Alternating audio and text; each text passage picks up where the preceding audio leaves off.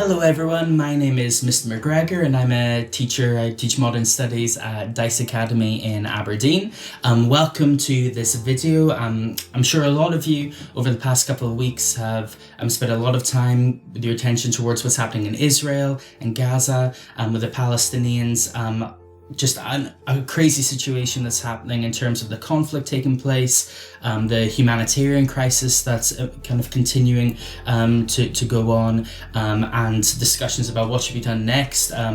Israel attacking, Hamas's initial attack on the 7th of October, the international community watching on, what are their thoughts, and a lot of discussion about this. And it feels a lot of it is the discussion is you're either on kind of one of these two sides and it's very divided. The language that's being used is often accusing people, it's making assumptions, often discriminatory and derogatory in nature.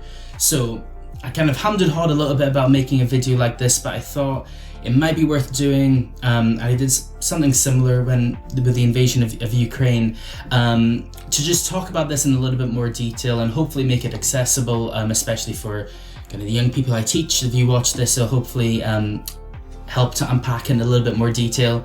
But just for everyone to talk about the context of what's going on here, talk about some of the historical events that have led us to this point, and then discuss kind of what to do after that. Now that we know the context, kind of what do things look like going forward, how can we approach this in the best way possible. So hopefully this video is useful. I don't know how long it will be. I'm gonna try and go through it in a way that's clear and hopefully appropriate and understandable. So we'll start with some historical context and then move on to kind of what's going on just now. But hopefully you find it useful. And yeah, really, it's not trying to influence or do anything like that. It's just hoping to kind of inform and give a bit more detail to the context. So that's kind of where it's coming from. So to start with some of that historical context, to kind of dig into why is this important, what is this kind of about, and just to emphasize how complex a situation this is. It involves different religious groups, ethnic groups. There's been previous conflicts that have taken part in recent years, but also going back hundreds, thousands of years. And there's a great dispute over this land. Who has ownership of this land, particularly the city of Jerusalem? There's global alliances that have been involved. You can link it to how did the USA respond after the 9/11 attacks in 2001. There's links to the global fight against terrorism. There's discussion of the discrimination going on, discrimination against the Jewish people, and links to the Holocaust and World War II. So there's a whole bunch to this issue. And it's important to not just oversimplify it as one thing or another, and we need to kind of look at all of these if we're going to actually understand what is going on in this situation, and why is it happening. And so anyone who is maybe trying to say this is something that happened specifically on the 7th of October 2023 and simplifies it in those terms is maybe missing out on some of the wider context. There's a lot to unpack here. So to take us into a little bit of discussion of the land itself, I mean, this is some of the most disputed land that there is. If you look around the world, at different points, this land has been controlled by ancient Egypt, ancient Israel and Judah, the Persian Empire, Alexander the Great, the Roman Empire, different Muslim groups, different Arab clans, the Ottoman Empire, the British Empire, and many, many more that I haven't mentioned there. But it's been disputed, and no one group can really say that they have full unanimous ownership of this, just because of how fought over it's been over these are hundreds and thousands of years we're talking about here.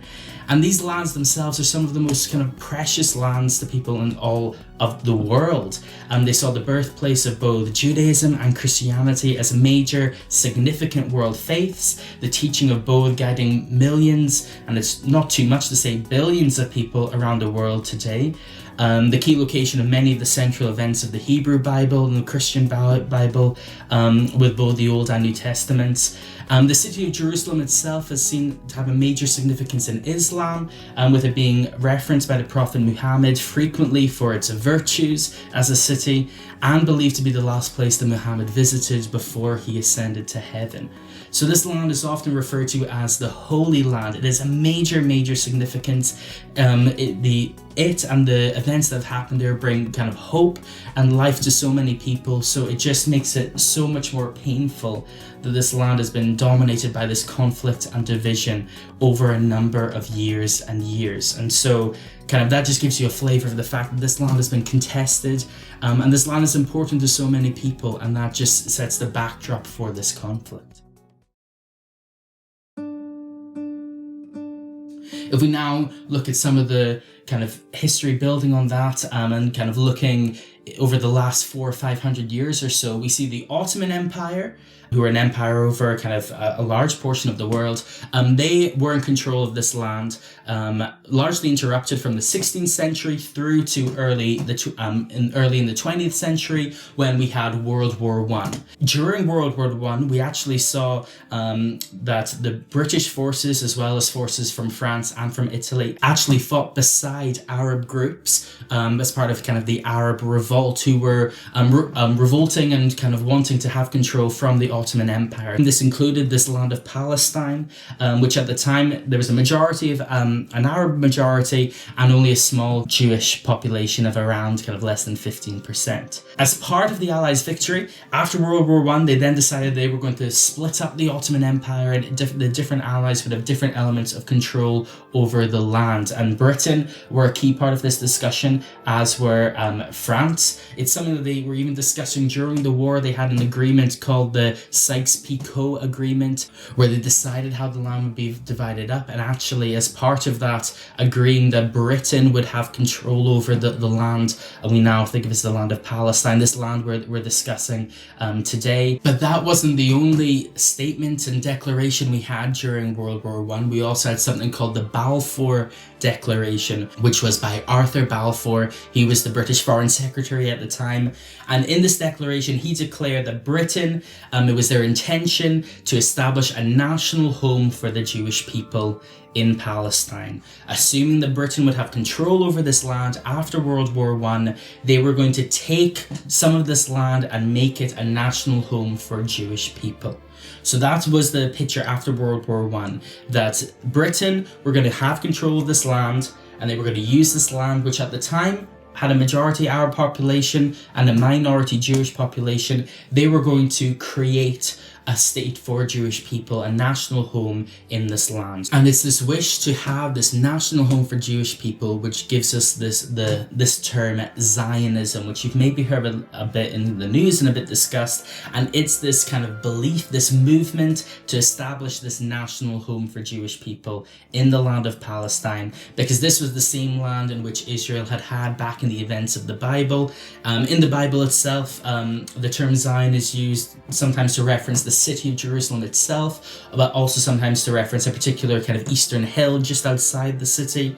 And it's important to know that just at this point, the land here, it was kind of Israel had it during the time of the Bible, but Israel had occupied and conquered this land as part of that. But then this land itself was then taken from Israel by the Assyrian Empire and by the Babylonian Empire, and so further showing this land has been disputed, that it wasn't Israel's in the first place, but then when they had it and had ownership of it, it was then taken away from them. So it's this idea that this land is disputed. So with Israel's creation today, this term Zionism still exists. It's this idea to make sure that Jewish people have this national home, that it's able to grow and it can develop, but also it's this ability and this right to protect it. So the term Zionism is now kind of this ideological term to discuss how Israel should have the right to defend itself, and that's kind of what the Zionism refers to as a term.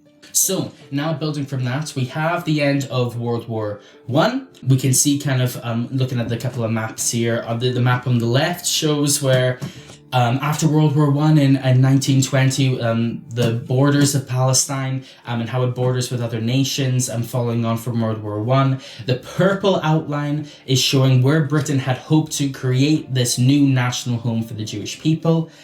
Interestingly, the map on the right, it shows the different colonies in Palestine in 1920, so a couple of years after the war.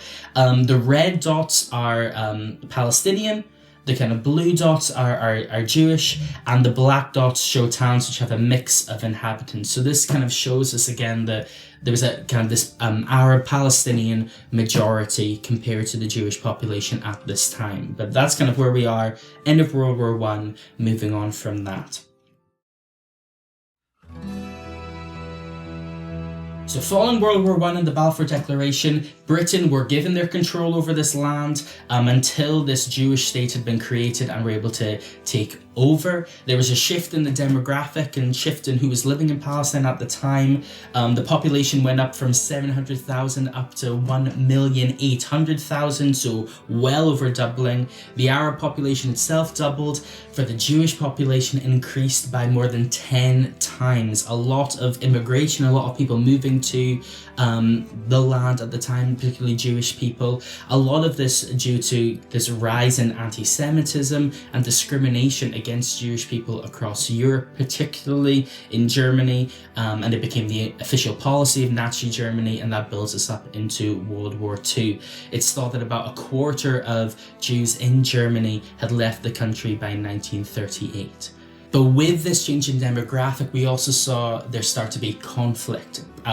We see this in 1929, where there's a series of Palestinian riots, particularly over the ownership and the access to the Western Wall. You might have heard it referred to as the Wailing Wall or the Barak Wall, which is kind of this only remaining part of the retaining wall on the hill, kind of known to Jews and Christians as Temple Mount, which was the site of the first and second temples of Jerusalem.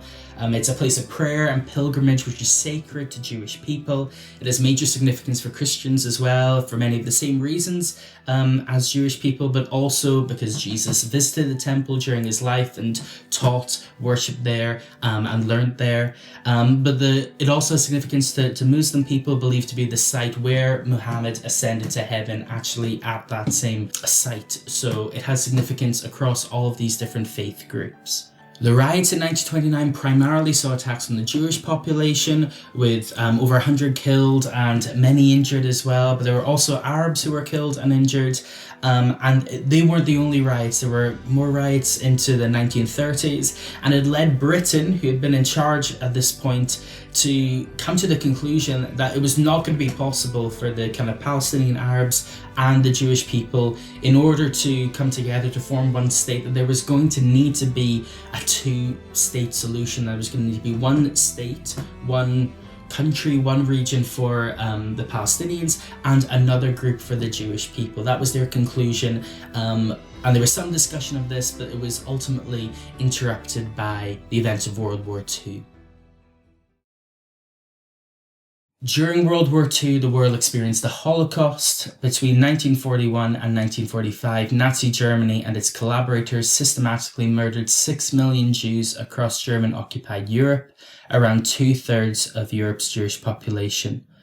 The murders were carried out primarily through mass shootings and poison gas in extermination camps or concentration camps.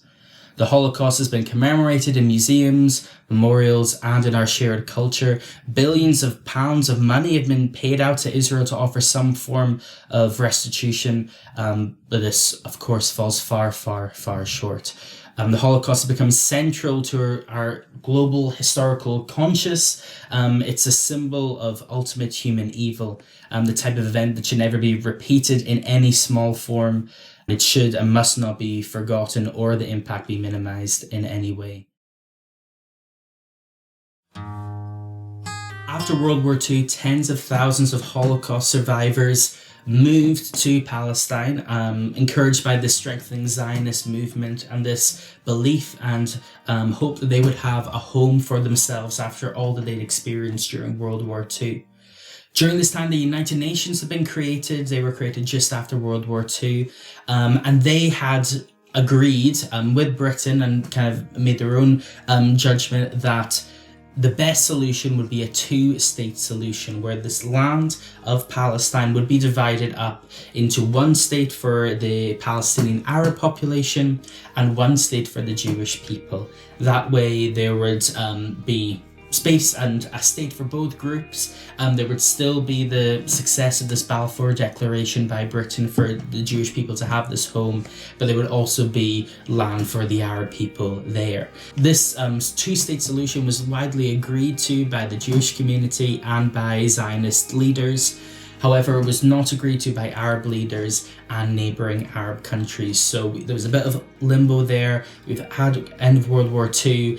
Britain has decided to give up their mandate and give up their control of Palestine. So there's a bit of uncertainty here. And rather than there being the creation of two states, because there isn't this agreement, Britain instead, on the last day of their control, declares that the whole state, that this land of Palestine, is now going to be an independent state of Israel, and it declares its independence, has its Independence Day on the 14th of May 1948.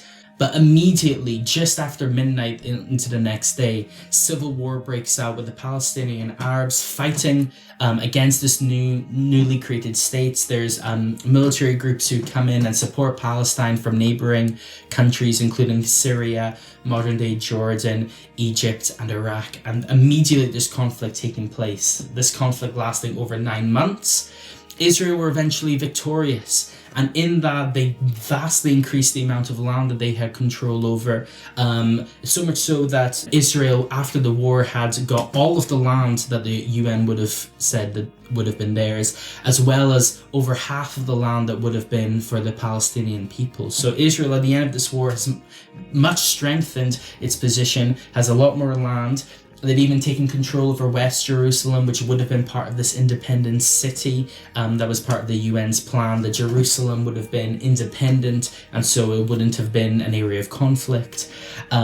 Jordan, what we now know as Jordan, had taken over East Jerusalem, which is what we now think of as the West Bank. And importantly, the Egyptian military had taken over Gaza, what we now think of as the Gaza Strip. There was a lot of conflict during this war. Estimated over 6,000 Israelis were killed, compared to potentially 15,000 Arabs. Bigger than that is the humanitarian crisis that took place, with around 700,000 Palestinian Arabs fled or expelled from their homes in the area that became Israel during the conflict, becoming refugees.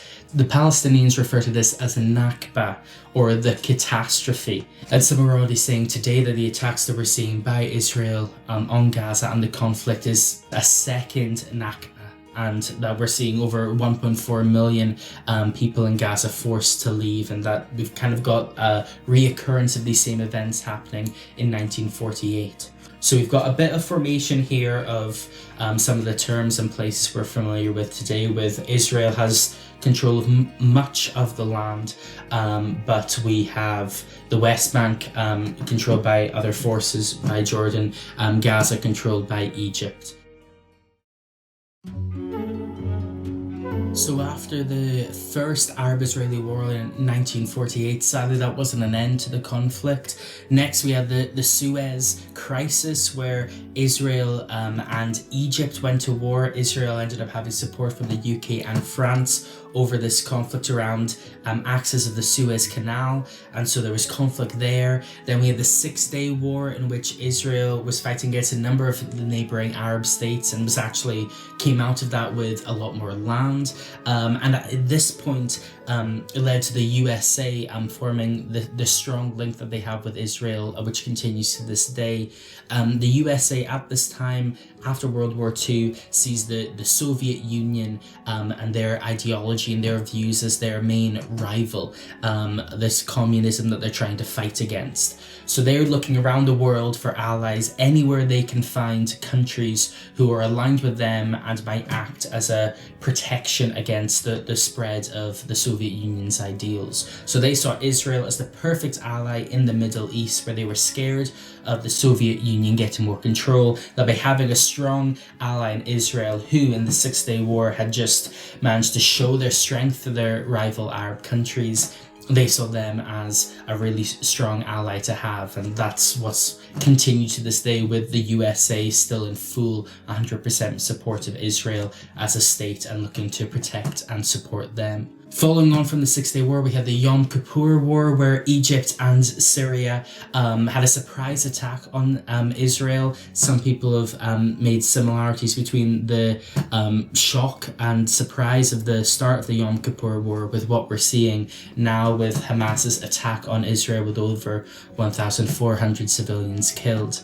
And it wasn't until after the Yom Kippur War in 1978 where the then US President Jimmy Carter managed to get Egypt and Israel to agree on a sort of peace framework with the Camp David Accords, where Israel was willing to give up some of the land that they had gotten, and Egypt was willing to make some concessions to try and create some sort of framework of peace. So if you remember, the land Britain had been in control. There was fighting going on as the demographic was changing. There was discussion about having a two-state solution, but that was not agreed on. The state of Israel was created and declared independent. We've had fighting going on in different forms. We have a little bit of peace now coming in 1978, but that sadly wouldn't be the end to the conflict. Conflict would continue, and it's still, up until 2023, continued dispute and disagreement. An important thing to note about the focus on Egypt here and its relationship with Israel is that the time in Egypt, the group, the Muslim Brotherhood, were working, and Hamas, the group now in control of Gaza, are split off from that group, the Muslim Brotherhood, because up until this point, with all these areas of conflict, the conflict has been over land. Who should have this land? It's been the Arab population feeling they have ownership, Jewish population feeling they have ownership, and then being this conflict between these two ethnic groups having this conflict over who should control the land.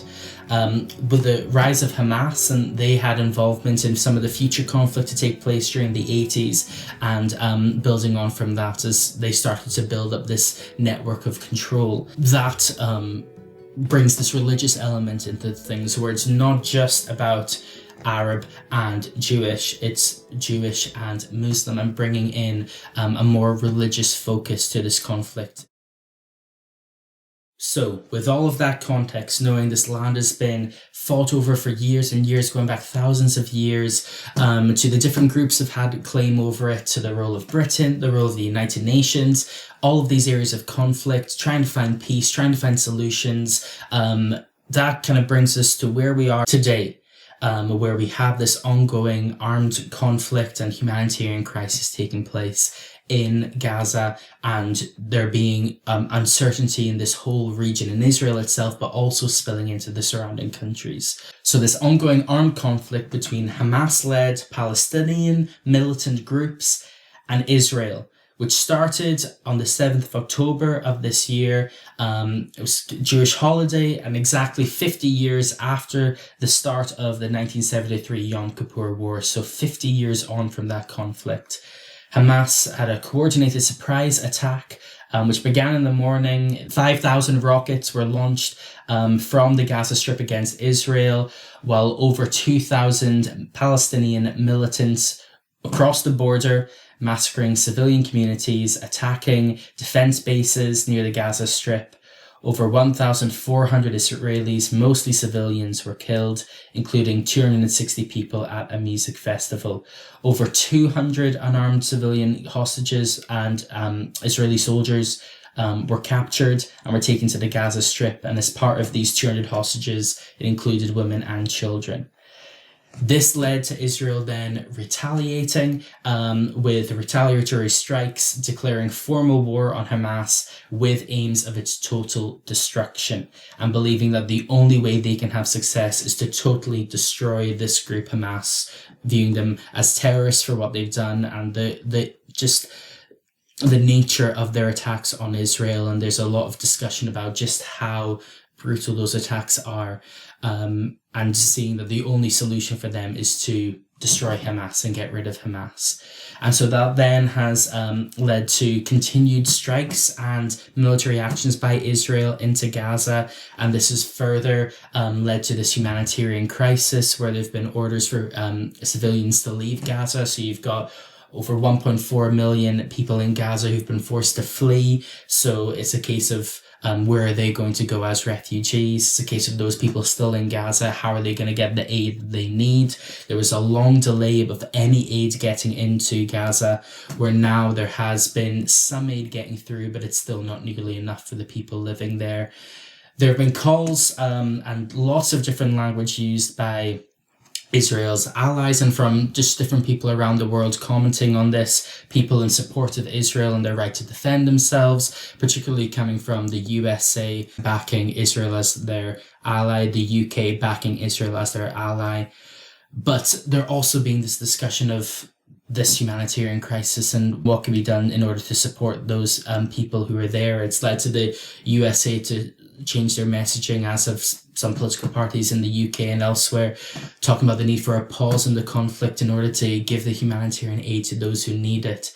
But this, again, is unpacking how complicated an issue this is. The attack that Hamas has done is extreme, brutal. Israel, as a country, has a right to defend itself, has a right to defend its borders. There being innocent people who are caught in this, and what is the response there? And that this is building on the shared history in this area in this region of conflict upon conflict and the different groups at play. So we've got some of the context. We know more details about what's going on. I think some of the things in thinking about how we talk about this and how we discuss this is to understand this is not just one side versus another side. That the language that's used to discuss this is often, if you are in saying a point or an element of support in support of Israel, that you are then a Zionist and that you absolutely agree 100% with everything that Israel is doing. So that you are saying that this humanitarian crisis is okay if Israel is attacking innocent people.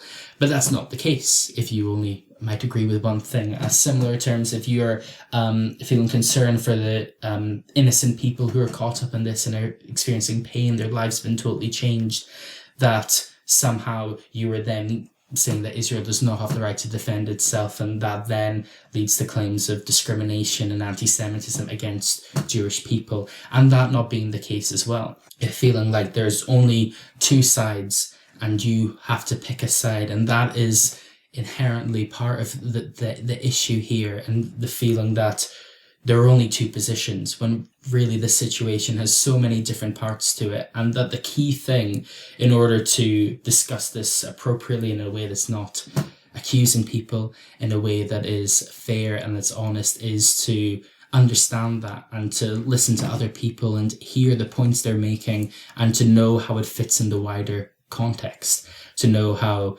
different elements are affected, to know that different groups are involved, to know that there's more to this than just two sides. And as part of it also is, I think the fact that it's happening in 2023 when there's social media and we are able to be aware of lots of these things much quicker. It's similar to discussing the invasion of Ukraine, that we know a lot more and the information comes through much quicker, versus some of these conflicts, even the USA's invasion of Afghanistan and Iraq. There not being social media where everybody knows what's going on at all times. Previous wars in history where you have to rely on a couple of sources of information, whereas now we are bombarded with information from so many people. It makes it more and more important that we know the information we get, that it's from the right places and the right sources. And the best and really the only way to do that is to look at as many sources as possible, sources that are trusted, not just relying on one, because in the UK having BBC, ITV, Sky News, all of these different kind of news organisations, while there are massive strengths of them all, not one of them is going to get everything right at all times. So having other sources that are trusted and seeing where there's agreement across a broad variety of sources is where there's going to be more trusted information there, and hearing other views so that then you're more informed and that then you're able to speak to other people and have more knowledge of the situation is going to help. It's that thing to watch out for, having multiple sources of information, which is something we discuss in modern studies all of the time. Being more educated and knowledgeable of the issues, to not make assumptions that people have to fall on one side or the other, and this sort of divisive nature that it's so easy to fall into, thinking that if you have one view on one thing, another person has a different view, then automatically you are so far apart that there is no ability for you to agree on anything. Then how do we bring this all together? What happens next? It's going to need a lot of discussion between the different sides. The USA and UK will have a role with Israel in discussing their approach and how they do things. We'll have to wait and see whether we see a pause in the conflict or how things progress. With the humanitarian side of things, there are charities who are there in the neighbouring areas in order to respond. Aid is getting in, but the hope is that more will be able to be done there to support those who need it. But this is not something that's going to be solved overnight. We know how complex this is. We know that it's multifaceted, that there's the religious aspect, there's the ethnic aspect, there's these alliances that exist on a global level. There's all these other countries involved. There's issues with the Palestinian kind of group and Hamas having alliances and links with Hezbollah in Lebanon as another group, and Iran potentially could look to support. There's all these different areas and things to unpack. It's not going to be done quickly and easily, as is always the case for these international issues. But what we can do is, when we discuss it, rather than adding fuel to the fire and trying to exacerbate things and make things seem bigger and make it you're on one side or the other, or making accusations about people or grouping people into one camp or the other, rather than doing any of that, a case of listening to each other and learning more about other people's views, by being more educated, by looking at different sources of information, trying to know as much as possible, to raise awareness of these issues, not just ignore them and pretend they're not happening, but raise awareness and talk about the different forces at play and how we can approach them. Being willing to ask questions and to find out more, and discuss it with people around you in a way that's honest, saying things you know, saying things you don't understand, and trying to find common ground with people about things you agree with and disagree with in a way that's appropriate. That's the main way with all of these issues, the thing that we can do the most. Folks, I hope that's okay. I hope that's helped a little bit. Of lots of different things in there. Hopefully I've managed to tie things together okay, and that from watching this it has given you a little bit more detail, and giving you some just things to think about, and different ideas for how we can approach this and discuss this, and just to give a bit more, I must have used that word context a lot of times in this video, but really to know that, so we know the setting, that we know what's involved, and that we know, well, these are not easy issues.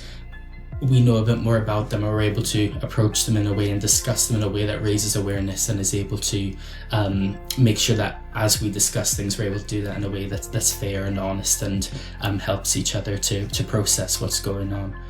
So I hope that's okay. If you're unsure, make sure you speak to other people, speak to teachers at school, and just discuss this with other people in order to learn a bit more. I think will be good. But I will finish up there. I hope you enjoy the rest of your day, and thank you for watching.